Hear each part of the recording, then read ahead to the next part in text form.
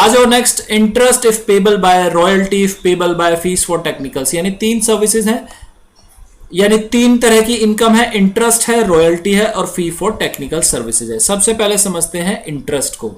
हाँ जी बेटा, समझते हैं इंटरेस्ट को। इंटरेस्ट सेक्शन 9(1)(v क्या बोलते हैं? Interest section 9(1)(v, an interest is deemed to accrue और rise in India if it is payable by government. यानी इंटरेस्ट जो है वो डीम टू एक्रू और राइज मान लिया जाएगा इंडिया में अगर इसे कौन पे कर रहा है? Government. Second, a person resident in India, एक पर्सन जो रेजिडेंट है इंडिया का। लेकिन इस केस में एक एक्सेप्शन भी आती है। एक्सेप्शन क्या कहती है? Where it is payable in respect of any debt और इनकर्ड और मनी बोरोड, यानी इंटरेस्ट पे किया जा रहा है किसी डेट या मनी के अगेंस्ट। जो ये मनी बोरो की थी उसने क्या किया?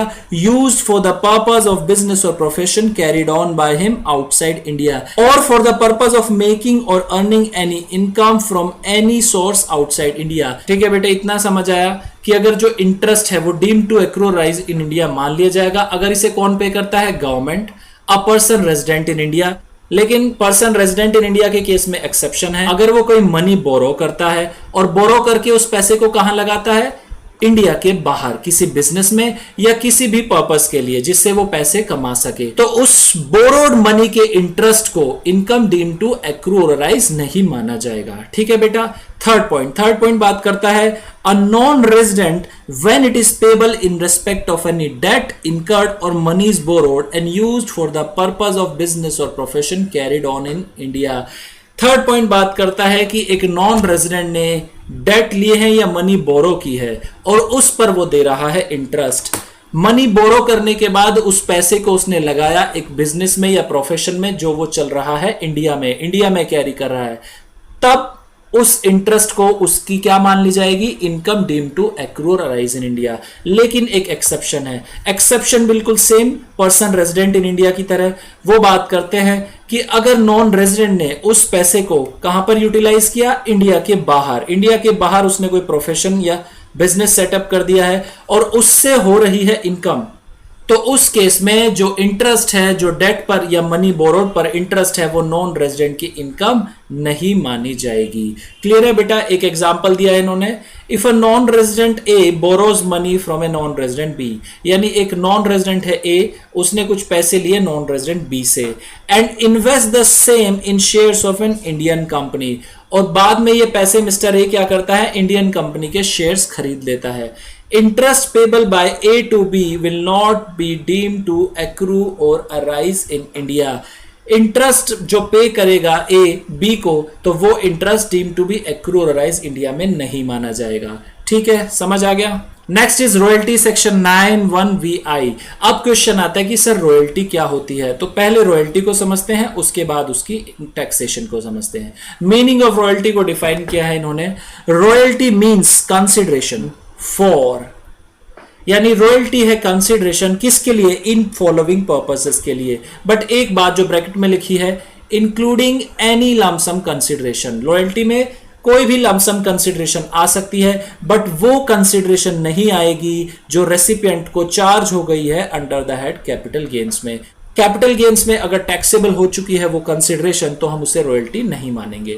तो रॉयल्टी क्या है? Royalty means consideration for. Royalty है कंसिडरेशन किसके लिए? फर्स्ट, ट्रांसफर ऑफ और एनी राइट्स, किसमें? इन respect of patent, invention, model, design, secret formula or process or trademark और सिमिलर प्रॉपर्टी। जैसे आपका कोई पेटेंट था या आपने कोई इन्वेंशन की थी, कोई मॉडल या कोई डिजाइन या कोई सीक्रेट फॉर्मूला बनाया था, या आपका कोई ट्रेडमार्क था, तो उसको आपने क्या कर दिया? किसी को सेल कर दिया है या राइट टू यूज दे दिए हैं, यानी आप इसे यूज कर सकते हैं, लेकिन बदले में मुझे कुछ पैसे चाहिए। वो जो आपको पैसे मिल रहे हैं वो क्या है?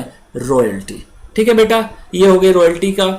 Next, imparting of any information concerning the working of or the use of a patent, invention, model, design, secret formula or process or trademark और यानी आप क्या कर रहे हैं? आप अपनी उस पेटेंट को, इन्वेंशन को या मॉडल या डिजाइन या जो सीक्रेट फॉर्मूला है, आप उसके रिगार्डिंग इंफॉर्मेशन प्रोवाइड करा रहे हैं। आपने उसका कंप्लीटली ट्रांसफर नहीं किया, ना ही आपने उसका कोई राइट टू यूज दिया, आप सिर्फ और सिर्फ एक इंफॉर्मेशन प्रोवाइड करा रहे हैं थर्ड पार्टी को, और थर्ड पार्टी क्या करती है, आपको बदले में अगर कोई पेमेंट दे रही है तो वो क्या कहलाएगी, रॉयल्टी।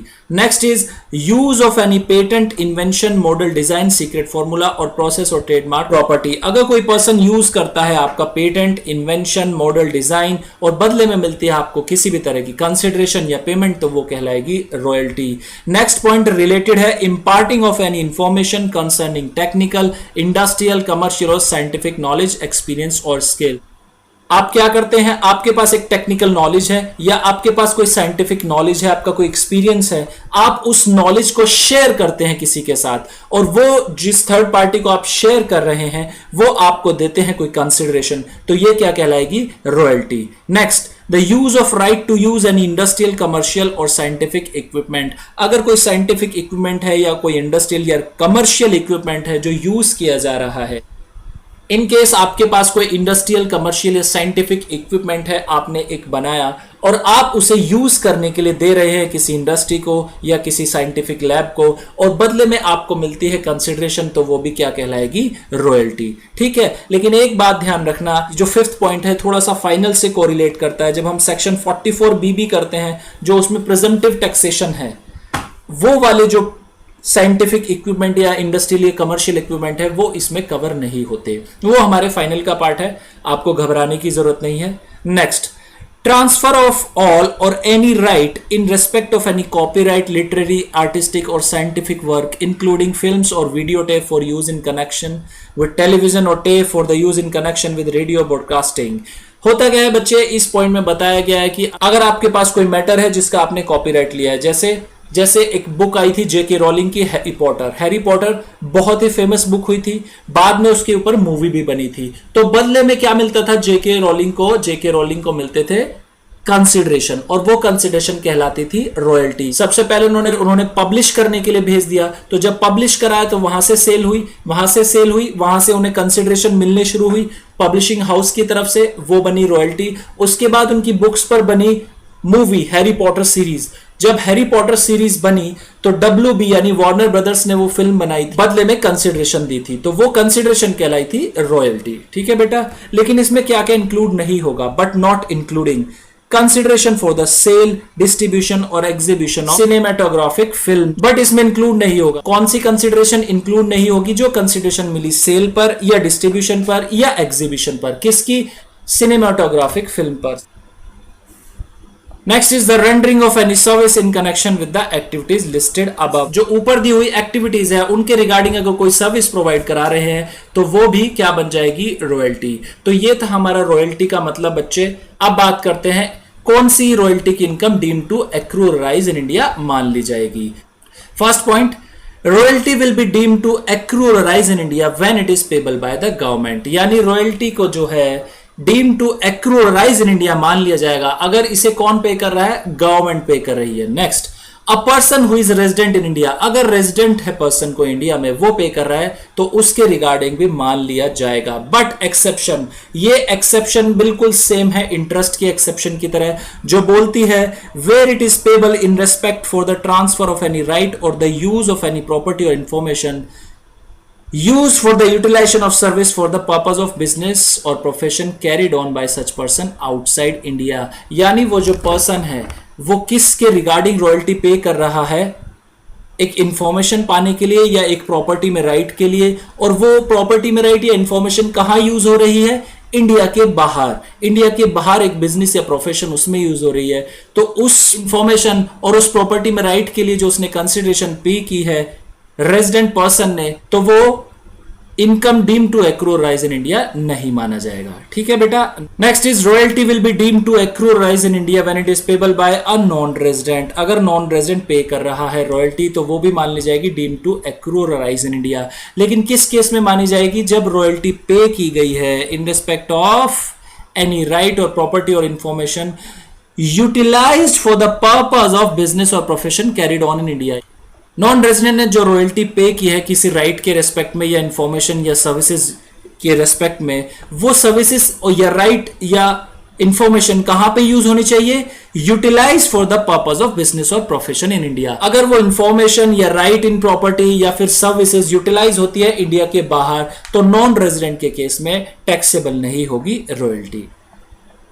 नेक्स्ट रॉयल्टी में जो इंपॉर्टेंट है वो है lump sum royalty not deem to accrue और अराइज इन इंडिया। इस केस में क्या होता है, अगर कोई रेजिडेंट पर्सन और वो एक लम सम रॉयल्टी, लम सम यानी एक मुश्त राशि लमसम पेमेंट कर देता है किसी नॉन रेजिडेंट को, किसके लिए, इन रेस्पेक्ट ऑफ कंप्यूटर सॉफ्टवेयर। और ये जो उसने कंप्यूटर सॉफ्टवेयर खरीदा है, कौन सी स्कीम में खरीदा है, any scheme approved by the government under the policy on computer software export.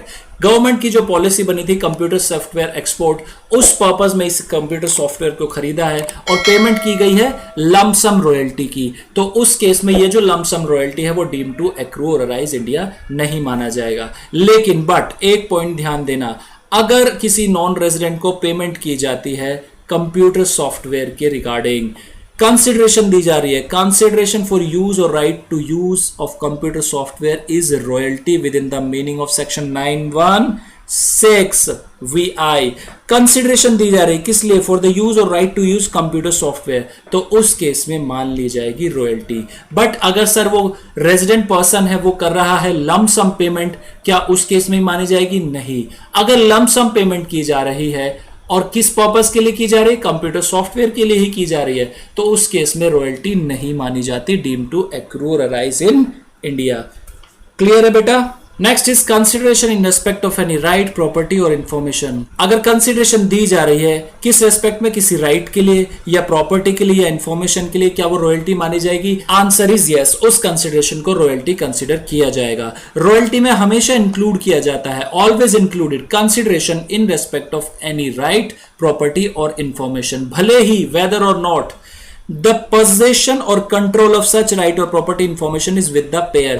भले ही जो possession है या control है या property में right है या information है वो payer के पास हो या ना हो, भले ही right, property और information is used directly by the payer, directly use करे payer या ना करे, the location of such right, property और information is in India, location उस राइट, प्रॉपर्टी और इंफॉर्मेशन की इंडिया में हो या ना हो, उसे रॉयल्टी में हमेशा कंसिडर किया जाएगा। ठीक है बेटा, क्लियर आ गया? फिर आगे उन्होंने बताया है मीनिंग ऑफ प्रोसेस। प्रोसेस को उन्होंने बताया कि प्रोसेस में ऑलवेज इंक्लूड किया जाएगा क्या?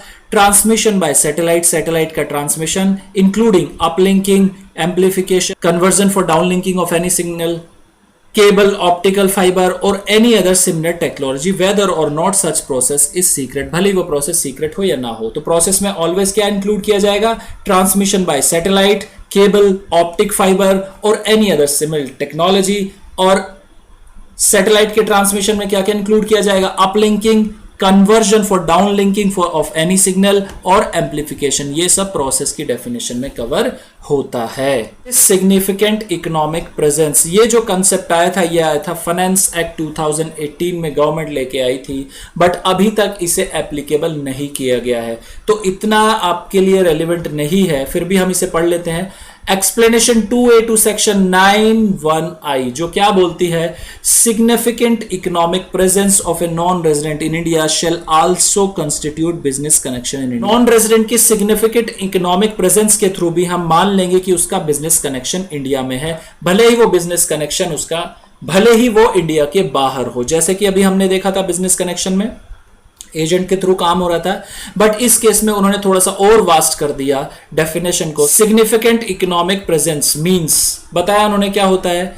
इन respect of any goods, services or property carried out by a non resident in India including provision of download of data or software in India. ये बात कर रहा है अमेजन, नेटफ्लिक्स, गूगल एटसेट्रा, इनकी बातें कर रहा है कि in respect of any goods or services, property carried out by non resident. Non resident क्या प्रोवाइड कर रहा है? कोई गुड्स या सर्विस प्रोवाइड करा रहा है और उसमें इंक्लूड कर ले गया है provision of download of data or software in India, तो ये हम मान लेंगे क्या? सिग्निफिकेंट इकोनॉमिक प्रेजेंस की डेफिनेशन में ये मान लिया जाएगा। कंडीशन क्या है इसकी? इसकी कंडीशन है aggregate of payment arising from such transaction or transaction during the previous year exceed such amount as may be prescribed. बोलते क्या है? अगर कोई नॉन रेजिडेंट ये ट्रांजैक्शन कर रहा है, कौन सी? In respect of any goods, service or property including provision of download of data or software in India, तो हम क्या करेंगे? उसका बिजनेस कनेक्शन इंडिया में मान लेंगे। अगर एक अमाउंट जो हम प्रिस्क्राइब करेंगे उस अमाउंट को वो क्या कर दे? एक्सीड कर दे, aggregate of payment arising from such transaction exceed such amount as may be prescribed, और वो अमाउंट बेटा अभी तक प्रिस्क्राइब नहीं की गई है। अभी फाइनेंस एक्ट 2020 आया था, उसमें बताया कि असेसमेंट ईयर 22-23 से इसके प्रोविजन एप्लीकेबल किए जाएंगे। किसके? Significant economic presence. ये अभी तक भी एप्लीकेबल नहीं हो पाया है, ये अभी तक गवर्नमेंट ने पेंडिंग में डाला हुआ है। तो फर्स्ट ट्रांजैक्शन कौन सी थी? In respect of any goods, service or property carried out by a non resident in India including provision of download of data or software in India. Next, systematic and continuous soliciting of business activities or engaging in interaction with user in India through digital means. The user should be of such number as may be prescribed. यानी क्या करता है non resident? Systematic and continuous तरीके से अपनी business activities को solicit कर रहा है या एंगेज कर रहा है इंडिया के यूजर्स को डिजिटल मीन्स के थ्रू। तो जो नंबर ऑफ यूजर होंगे उनके बेसिस पे हम बोलेंगे कि उस नॉन रेजिडेंट का यहां पर बिजनेस कनेक्शन है, सिग्निफिकेंट इकोनॉमिक प्रेजेंस है। यूजर के जो नंबर है वो अभी तक डिफाइन नहीं किए गए हैं। The threshold of revenue in user India would be prescribe. यहां जैसा कि हम ऑलरेडी डिस्कस कर चुके हैं, अभी तक इसे प्रेस्क्राइब नहीं किया गया है। फर्दर, द अबव ट्रांजैक्शन और activity shall constitute significant economic presence in India whether और नॉट। बोलते हैं कि सिग्निफिकेंट इकोनॉमिक प्रेजेंस इंडिया में माना जाएगा भले ही जो एग्रीमेंट हो रहा है उन ट्रांजैक्शन या एक्टिविटीज का वो इंडिया में हो या इंडिया के बाहर हो। Non resident has a place of business और रेजिडेंस इन इंडिया, भले ही जो नॉन रेजिडेंट है उसका इंडिया में प्लेस रेजिडेंस का या बिजनेस का हो या ना हो, भले ही जो नॉन रेजिडेंट है वो इंडिया में सर्विस रेंडर करे या ना करे। ठीक है, समझ आ गया। नेक्स्ट उन्होंने बताया कि जब सिग्निफिकेंट इकोनॉमिक प्रेजेंस हो जाएगा नॉन रेजिडेंट का, जो इनकम उसकी इंडिया में रही ए और बी एक्टिविटीज से, जो उसकी इनकम इंडिया में रही, यानी ए और बी एक्टिविटीज से जितना भी उसने काम किया इंडिया में, वो ही इनकम इंडिया में टैक्सेबल होगी। बाकी जो इंडिया के बाहर की इनकम है वो इंडिया में टैक्सेबल नहीं होगी। ठीक है, ये था हमारा इनकम डीम टू एक्रू और राइज इन इंडिया। ये सब था जो इंक्लूडेड था इनकम डीम टू एक्रू और राइज इन इंडिया में। अब बात करते हैं कौन से ऐसे केसेस है जो नॉन रेजिडेंट के केस में बिजनेस कनेक्शन नहीं माने जाएंगे। ठीक है, first point, in case of business in respect of which all operations are not carried out in India, केवल उतने ही इनकम डीम टू एक्रू और राइज इन इंडिया मानी जाएगी जितने बिजनेस एक्टिविटीज इंडिया में की गई है। ठीक है बेटे। Next, purchase of goods in India for export, यानी अगर कोई नॉन रेजिडेंट है वो क्या करता है, गुड्स परचेज करता है इंडिया में, किस पर्पस के लिए, एक्सपोर्ट के लिए, तो उस केस में भी वो इनकम डीम टू एक्रू और राइज इन इंडिया नहीं मानी जाएगी। Collection of news and views in India for transmission out of India, news को कलेक्ट करता है एक नॉन रेजिडेंट एजेंसी है या नॉन रेजिडेंट न्यूज एजेंसी है, वो क्या करते हैं, न्यूज को कलेक्ट करते हैं इंडियन न्यूज को और ट्रांसमिट करते हैं उनका इंडिया से बाहर। इस बिजनेस से जो होने वाली इनकम है वो डीम टू एक्रू और राइज इन इंडिया नहीं मानी जाएगी। Next is shooting of cinematographic film in India, अगर कोई नॉन रेजिडेंट है जो इंडिया में शूटिंग करता है सिनेमाटोग्राफिक फिल्म्स, तो उससे जो होने वाली इनकम है वो डीम टू एक्रू और राइज इन इंडिया नहीं मानी जाएगी। बट बेटा इसकी कंडीशंस है, कौन सी कंडीशन है, उस नॉन रेजिडेंट को क्या होना चाहिए, an individual who is not a citizen of in India, वो इंडिविजुअल होना चाहिए जो इंडिया का सिटीजन ना हो, और a firm which does not have any partner who is a citizen of India or who is resident in India, वो firm भी हो सकती है बट उस फर्म में कोई भी इंडियन सिटीजन पार्टनर नहीं होना चाहिए या कोई पर्सन जो इंडियन रेजिडेंट है वो नहीं होना चाहिए। A company which does not have any shareholder who is a citizen of India or who is resident of India, अगर वो कंपनी है तो उसमें कोई भी शेयर होल्डर रेजिडेंट नहीं होना चाहिए इंडिया का या सिटीजन नहीं होना चाहिए। फिफ्थ पॉइंट है activities confined to display of rough diamonds in SNGs. SNGs क्या होती है बेटा, ये होता है स्पेशल नोटिफाइड जोन। तो इस केस में क्या बताया है बेटा, इस केस में बताया है कि एक फॉरेन कंपनी जो एंगेज्ड है business of mining of diamonds में, और वो एसएनजीज में सिर्फ क्या करती है, डिस्प्ले करती है अनकट एंड अनअसॉर्टेड डायमंड्स का, यानी वो सिर्फ डिस्प्ले कर रही है, सेल नहीं कर रही है। तो उन डिस्प्ले एक्टिविटीज से होने वाली जो इनकम है वो डीम टू एक्रू और राइज इन इंडिया नहीं मानी जाएगी। ठीक है बेटा, क्लियर हो गया। तो ये था हमारा बेटा section number 9, income deem to accrue और अराइज इन इंडिया। आइए जरा देख लेते हैं इलस्ट्रेशन नंबर 9 पर, जो बहुत ही इंपॉर्टेंट है। आप इस इलस्ट्रेशन को कर लेंगे तो पूरा चैप्टर आपका हो जाएगा रिवाइज। इलस्ट्रेशन नंबर 9 क्या बोलती है? Compute the total income in the hands of an individual aged 45 years being a resident and ordinary resident but not ordinary resident and non-resident for the assessment year 2021। Question बोलता है कि एक individual है जिनकी as है 45 years और ये income के उनके कुछ पर्टिकुलर्स दिए हुए हैं, तो कैलकुलेट करके बताइए उनकी टोटल इनकम तीनों टैक्स पेयर की कैटेगरी में। तीनों टैक्स पेयर की कैटेगरी यानी resident and ordinary resident, resident but not ordinary resident and non resident. तो तीन कैटेगरी बना लेते हैं। सबसे पहली है आरओआर बना लेते हैं, फिर उसके बाद है RNOR, resident but not ordinary resident, और लास्ट है हमारा नॉन रेजिडेंट। ठीक है, मैं यहां पर सिर्फ पॉइंट नंबर लिख दूंगा। फर्स्ट पॉइंट क्या बोलता है? Interest on UK development bonds 50% of interest received in India.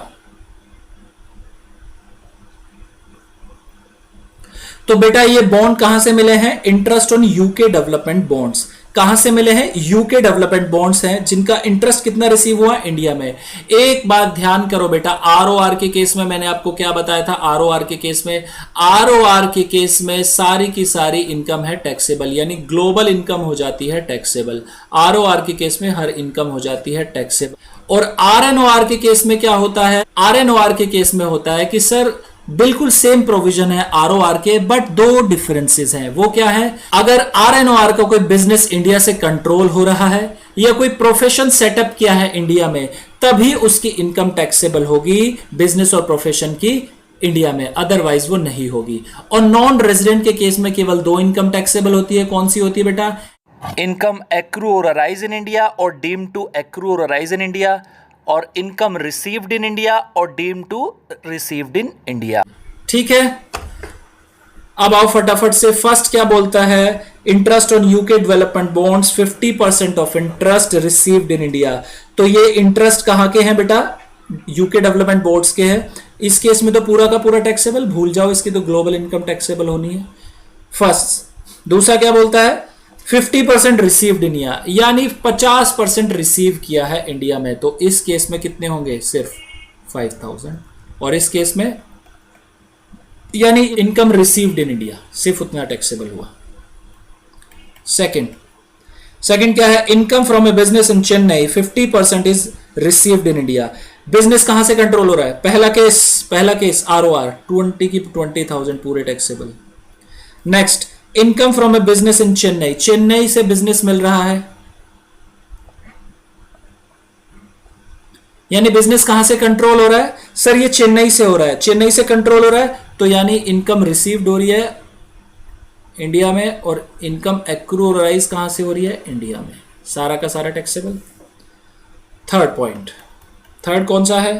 Third बोलता है short term capital gains on sale of shares of an Indian company received in London, यानी इनकम एक्रू और rise in India, Indian company के shares हैं, तो पूरा का पूरा टैक्सेबल हो जाएगा तीनों के केस में। इनकम एक्रू और अराइज इन इंडिया, पूरा का पूरा टैक्सेबल। फोर्थ क्या बोलता है? Dividend from British company received in London. Income accrue और अराइज कहां से हैं? Outside India sir. रिसीव कहां हो रहे हैं? Outside India. तो ग्लोबल इनकम किसकी टैक्सेबल होती है? आरओआर। तो केवल इस केस में टैक्सेबल होगा 5000 ओनली, और इस केस में नील। ठीक है बेटा, समझ आ गया। Next, fifth point, long term capital gains on sale of plant at Germany, यानी जर्मनी में लॉन्ग टर्म कैपिटल गेन्स हो गए। एक्रू और arise outside India. 50% of profit received in India, 50% India में रिसीव हुए हैं, तो टोटल अमाउंट कितनी है? 40,000 है। 40,000 टोटल अमाउंट है। इंडिया में रिसीव कितनी हुई? 50%। बट आरओआर के केस में तो पूरा टैक्सेबल होगा, कहीं भी आप चले जाएं ग्लोबल इनकम टैक्सेबल होती है। इस केस में कितना टैक्सेबल होगा? ओनली 20,000। 20,000 इसके, 20,000 इसके।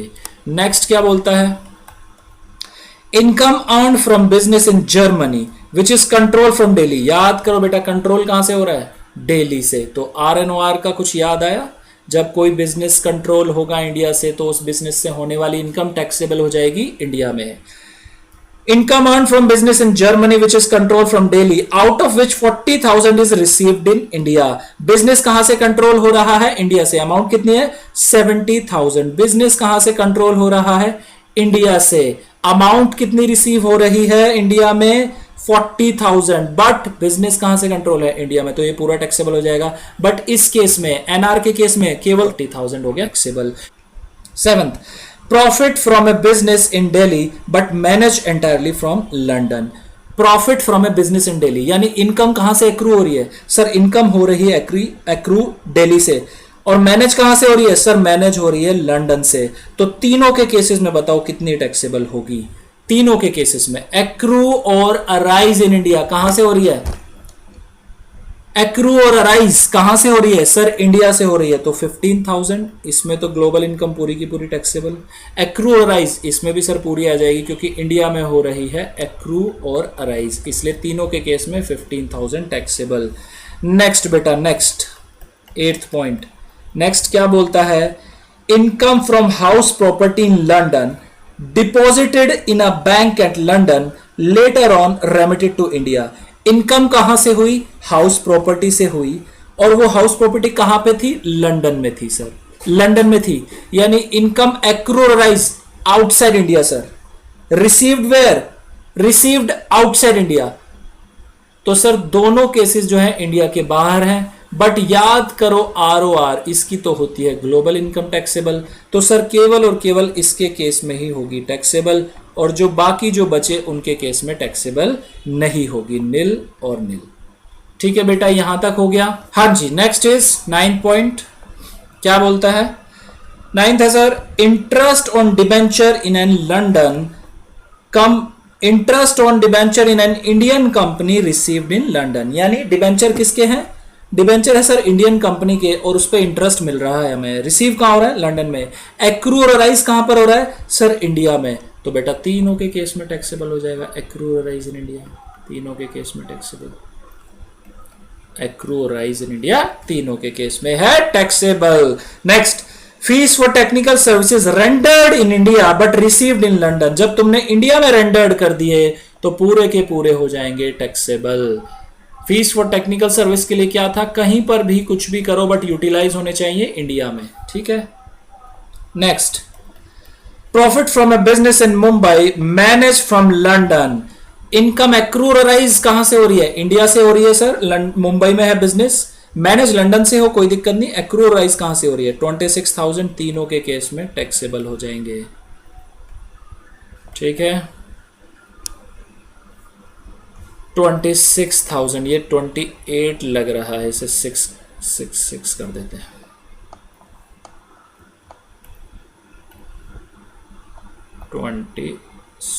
ठीक है। नेक्स्ट 12th पॉइंट क्या बोलता है? Income from property situated in Pakistan and receive there. Income from property situated in Pakistan receive there. Property कहां की है? पाकिस्तान की, और रिसीव कहां हुई मनी? पाकिस्तान में। तो आरओआर के केस में ग्लोबल इनकम टैक्सेबल होती है, तो इस केस में तो टैक्सेबल होनी ही होनी है, बाकी निल निल। नेक्स्ट 13 बोलता है past foreign untaxed income brought to India during the previous year. आगे क्वेश्चन कराने से पहले आरओआर के केस में क्या होता है एक बार बताओ मुझे। आरओआर के केस में ग्लोबल इनकम टैक्सेबल हो जाती है, ग्लोबल इनकम हो जाती है टैक्सेबल। अगर हम बात करें प्रीवियस ईयर 2019-20 की, ठीक है, इसके पास इनकम रिसीव हुई पाकिस्तान में 16,000 की बात कर लेते हैं। ये इनकम रिसीव हुई पाकिस्तान में 16,000 रुपए और वहीं पे रिसीव की गई। ये इनकम अराइज हुई पाकिस्तान में और वहीं पे रिसीव कर ली गई। ठीक है, अब होता क्या, प्रीवियस ईयर 2020-21 में क्या करते हैं, ये 16,000 रुपए जो है इंडिया में लेके आ रहा है। एक आरओआर है। प्रीवियस ईयर 19-20 में इसे इनकम हुई, पाकिस्तान में एक हाउस प्रॉपर्टी थी, उससे इसे इनकम हुई 16,000 रुपए की और रिसीव भी उसने वहीं पर कर ली। ठीक है, अब क्या कर रहा है, ये प्रीवियस ईयर 2021 में उसे लेके आ रहा है। तो आप मुझे बताएं क्या ये 16,000 रुपए इस प्रीवियस ईयर में इंक्लूड किए जाएंगे या नहीं किए जाएंगे? सर नहीं किए जाएंगे। क्यों नहीं किए जाएंगे? सर क्योंकि जब 1920 में ये एक बार ऑलरेडी इंक्लूड कर चुके हैं हम, तो सर अगर हम इसे दोबारा 2021 में करेंगे तो ये तो सर डबल टैक्सेशन हो गया। बिल्कुल सही बेटा, क्योंकि आप एक बार इसे 1920 में इंक्लूड कर चुके हैं। सेम एग्जांपल देखिए 12 का, पाकिस्तान में रिसीव हुई 16,000 रुपए की इनकम, जो वहीं पर रिसीव हुई, कहां पर? पाकिस्तान में। बाद में आप उसे कभी भी रेमिट करें, इंडिया में कभी भी लेके आए, उससे हमें क्या लेना देना है? जब एक बार आप इनकम को टैक्सेबल कर चुके हैं, दोबारा आप उस पर टैक्स नहीं लगाएंगे। डबल टैक्सेशन गलत है, डबल टैक्सेशन हमें नहीं करना। एक बार जब हम 16,000 रुपए पे लगा चुके हैं तो दोबारा नहीं लगाएंगे। तो यही बात कह रहा है पॉइंट 13, जो बोलता है past foreign untaxed income brought to India during the previous year. Foreign में अनटैक्स्ड इनकम थी, फॉरेन में टैक्स नहीं लगा, बट क्या किया, अब उसे इंडिया में लेके आ रहे हैं। प्रीवियस ईयर की इनकम है, past foreign untaxed income. Past है, पिछली है फॉरेन की, अनटैक्स्ड यानी फॉरेन में टैक्स नहीं लगा। इसका ये मत समझना कि यहां पर टैक्स नहीं लगा, यहां पे तो हम इंक्लूड कर ही लेंगे, क्योंकि आरओआर के केस में हर इनकम इंक्लूड हो जाती है, ग्लोबल इनकम टैक्सेबल होती है, कहीं पर भी रिसीव करो। तो यहां तो हमने उसे प्रीवियस ईयर में इंक्लूड कर लिया होगा ऑलरेडी, इसलिए अब हम उसे यहां पर टैक्स नहीं लगाएंगे। समझ आ गया बेटा? हां जी। तो तीनों के केसेस में हो जाएंगे नील नील नील, किसी की भी इनकम इंक्लूड नहीं की जाएगी। 14 पॉइंट क्या बोलता है, आइए। Income from agriculture land in Nepal receive there and then brought to India. जो एग्रीकल्चर लैंड था हमारा नेपाल में, वहां से इनकम हुई हमें 18,000 रुपए की, वो रिसीव कर लिया गया, कहां पर? नेपाल में ही, और वहीं पे बाद में क्या किया हमने, इंडिया में लेके आए। तो बेटा इस केस में भी ग्लोबल इनकम हो जाती है टैक्सेबल आरओआर की, तो तीनों केसेस में टैक्सेबल नहीं होगा, सिर्फ आरओआर के केस में टैक्सेबल होगा। आरएनओआर के केस में क्यों नहीं होगा? इनकम एक्रूड और rise outside India where it is received outside India, यानी इनकम एक्रूड और rise outside India and income received outside India, तो इस केस में भी हो जाएंगे नील, दोनों के केस में। 15 क्या बोलता है, income from profession in Kenya which was setup in India receive there but spent in India. यानी कहां पर? Income from profession in Kenya, Kenya का प्रोफेशन है, सेटअप कहां हो रहा है? इंडिया में। रिसीव कहां हुआ? रिसीव कहां हुआ? इंडिया के बाहर। लेकिन प्रोफेशन कहां से सेटअप है? इंडिया से, तो टैक्सेबल 5,000 नॉन रेजिडेंट के केस में नॉट टैक्सेबल। हाँ जी, next. Gift received on the occasion of his wedding, wedding पर उसे मिला है गिफ्ट, गिफ्ट मिला है बेटा वेडिंग पर। तो एक बात याद रखना, जब हम इनकम फ्रॉम अदर सोर्सेज करेंगे और करेंगे सेक्शन 56(2)(10), उसमें जब होता है कि अगर मैरिज पे कुछ भी आपको गिफ्ट रिसीव होते हैं तो वो टैक्सेबल नहीं होते, तो तीनों के केस में टैक्सेबल नहीं होगा। Next point is interest on saving bank deposit in state bank of India, income accrue और राइज इन इंडिया, इसलिए तीनों के केस में टैक्सेबल है। 12,000 यहां पर, 12,000 यहां पर और 12,000 यहां पर, तीनों के केस में टैक्सेबल हो गया। नेक्स्ट हो गया पॉइंट नंबर 18। क्या बोलता है, income from a business in Russia controlled from Russia. Business कहां से है? रशिया का बिजनेस है, कंट्रोल कहां हो रहा है? रशिया में हो रहा है, बट ग्लोबल इनकम किसके केस में टैक्सेबल है? आरओआर के केस में, तो इस केस में हो जाएंगे टैक्सेबल। आरएनओआर और नॉन रेजिडेंट के केस में होगा not taxable. Next is dividend, dividend from Reliance petroleum limited, an Indian company, एक इंडियन कंपनी है जिससे डिविडेंड मिल रहा है। बेटा जब हम डिविडेंड को करेंगे डिटेल में इनकम फ्रॉम अदर सोर्सेज के साथ, तो वहां पे सीखेंगे कि जब भी हमें डिविडेंड मिलता है वो हो जाता है एग्जेम्प्ट अंडर सेक्शन 1034 में। बट अगर एक फाइनेंशियल ईयर में हम 10 लाख से ज्यादा का डिविडेंड रिसीव करते हैं तो वो हो जाता है taxable under section 115 BBDA। But यहां पे रिसीव कितना हो रहा है? ओनली कितना डिविडेंड रिसीव किया जा रहा है? मात्र 5,000 का रिसीव किया जा रहा है। तो उस केस में ये जो डिविडेंड इनकम है वो तीनों के केस में हो जाएगी एग्जेम्प्ट। ठीक है, नेक्स्ट इज पॉइंट नंबर 20 जो बताता है agriculture income from a land in Rajasthan. Agriculture income हमें रिसीव हो रही है राजस्थान से। तो बेटा एक बात याद रखना, जब हमने इनकम टैक्स की बेसिक कंसेप्ट्स की क्लास पढ़ी थी उसमें क्या पढ़ा था कि सेंट्रल गवर्नमेंट को पावर है कि वो इनकम पर टैक्स लगा सके एक्सेप्ट एग्रीकल्चर इनकम। तो एग्रीकल्चर इनकम को हम इंक्लूड नहीं करते टोटल इनकम में। तो ये जो 15,000 है ये एग्जम्प्ट हो जाएंगे। लेकिन सर अभी तो नेपाल की एग्रीकल्चर इनकम थी वो टैक्सेबल आपने कर ली थी। बेटा वो नेपाल की थी, नेपाल की, इंडियन नहीं थी। इस बात को ध्यान करना। क्लियर हो गया बेटा? तो ये जब हम टोटल करेंगे कितना आ रहा है, फटाफट से कैलकुलेट करो तीनों स्लाइड्स का। ये आ रहा है सर 3,47,000, 2,13,000 और 1,78,000। ये आ रहा है सर तीनों के केसेस में। और इसमें जो है सर हमारी बुक में क्या दिया हुआ है, डिडक्शन दी हुई है कुछ 10,000 10,000 10,000 की। तो ये सर समझ नहीं आ रहा बेटा, ये तुम्हें समझ आएगा डिडक्शन चैप्टर में जब हम क्या करेंगे। डिडक्शन चैप्टर एक होती है डिडक्शन अंडर सेक्शन 80 TTA जो बोलती है कि इंडिविजुअल है तो उसे मिल जाती है 10,000 की इंटरेस्ट में डिडक्शन। तो उस केस में ये डिडक्शन यहां पर लेस की गई है टोटल इनकम में से। जब हम डिडक्शन चैप्टर करेंगे तब हो जाएगा। तो टोटल इनकम कितनी आ गई हमारी? टोटल इनकम आ गई हमारी 3,47,000, 2,13,000, 1,78,000 और माइनस कर दो 10,000 तो टोटल इनकम बचेगी कितनी? 3,37,000, 2,03,000 और 1,68,000। ठीक है बेटा, यहां पर खत्म होता है हमारा चैप्टर नंबर 2 जो था residence and scope of total income.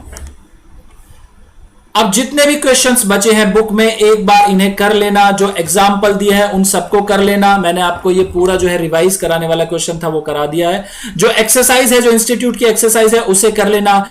In case आपको कोई प्रॉब्लम आती है तो जो नंबर नीचे फ्लैश करता है या फिर क्लास के लास्ट में दिया जाता है 8287377353 वो नंबर है, आप उस पर व्हाट्सएप कर सकते हैं और अपनी क्वेरी सेंड कर सकते हैं।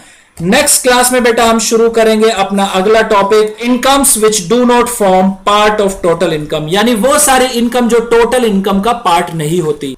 तो ये थी हमारी क्लास बच्चे residence and scope of total income पे। अब मिलते हैं नेक्स्ट क्लास में, तब तक क्या करिए, रिवाइज करते रहिए, पढ़ते रहिए, दोहराते रहिए जो भी हमने पढ़ा है। और अगर कोई प्रॉब्लम है तो क्वेरी पूछिए, हम आपकी सेवा के लिए हमेशा तैयार है। आप टेंशन फ्री रहिए। ये जो फ्री क्लासेस हमने शुरू की है सिर्फ और सिर्फ आपको ध्यान में रखकर शुरू की है बेटा। कहीं पर भी किसी क्लास में अगर टॉपिक में आती है कोई दिक्कत तो हम दोबारा आपको समझा सकते हैं। शर्त यह है कि आप हमको बताएं, आप हमको मैसेज करें व्हाट्सएप पे, सर बताएं कि यह टॉपिक समझ नहीं आया। ठीक है बच्चे, तो मिलते हैं नेक्स्ट क्लास में।